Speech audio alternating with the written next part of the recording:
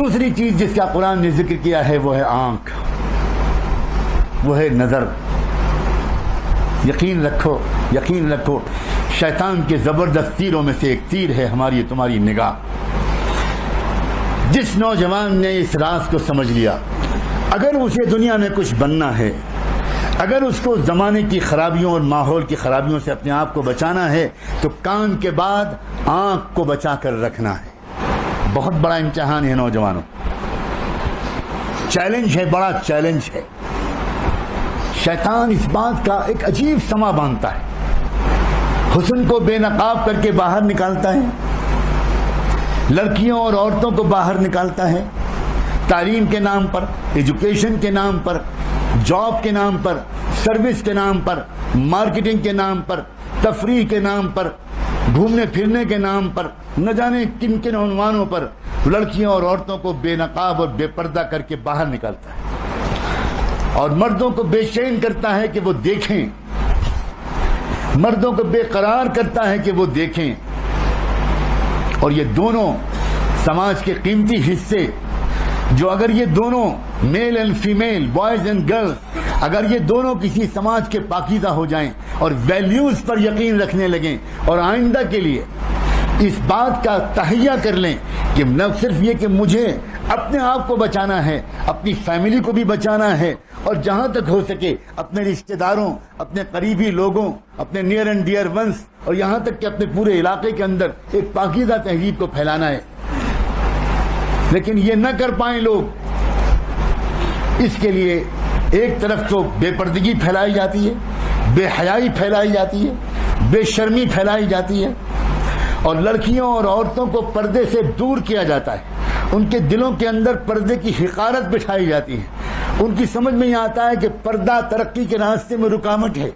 ان کی سمجھ میں یہ آتا ہے کہ بے پردگی روشن خیالی کی علامت ہے، ان کی سمجھ میں یہ آتا ہے کہ بے پردگی دراصل ماڈرنزم کی علامت ہے۔ انا للہ و انا الیہ راجعون۔ میں اپنے عزیز نوجوانوں کے سامنے بوجھل قسم کی دینی تقریر نہیں کرنا چاہتا،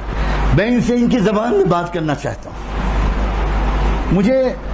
کوئی یہ بتائے، کوئی ایک نام دے دے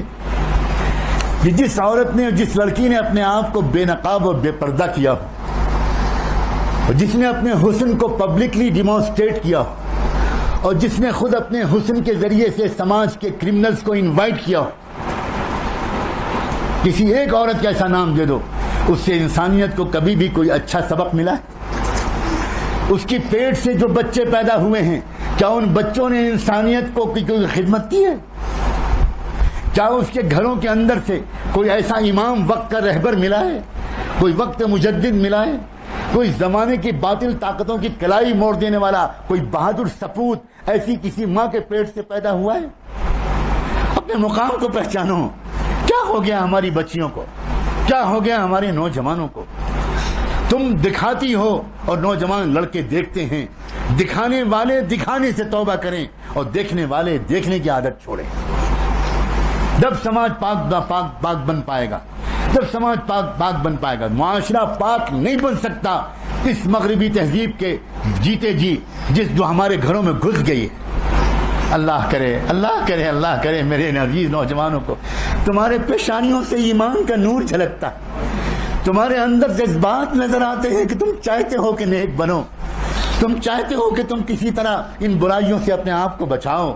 لیکن دوستو عزیزو تمہیں مضبوط ارادہ کرنا پڑے گا، مضبوط ارادہ کرنا پڑے گا، ایسا ارادہ کہ تم روزانہ جب کالج جاؤ، جب روزانہ تم اپنی اسٹڈی سینٹر میں جاؤ، جب روزانہ تم گھر سے باہر نکلو تو نکلنے سے پہلے کیا میں تم کو آج ایک مشورہ دوں کہ 2 رکعت نماز پڑھ کے اللہ سے مانگا کرو کہ اللہ میں کمزور بنتا ہوں آپ کا،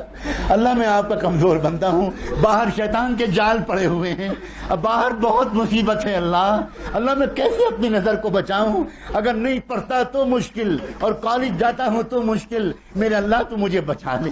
2 رکعت نماز پڑھ کے دعا کر کے جاؤ، درود شریف پڑھ کے جاؤ، اللہ کے رسول کے وسیلے سے دعا مانگ کر جاؤ، اور پھر دیکھنا تم کالج میں جاؤ گے، 12 گھنٹے کالج میں گزارو گے، 8 گھنٹے گزارو گے، ایک بار بھی بد نظری کا گناہ نہیں ہوگا، ایک بار بد نظری کا گناہ نہیں ہوگا۔ اپنی آنکھوں کو کنٹرول کرو۔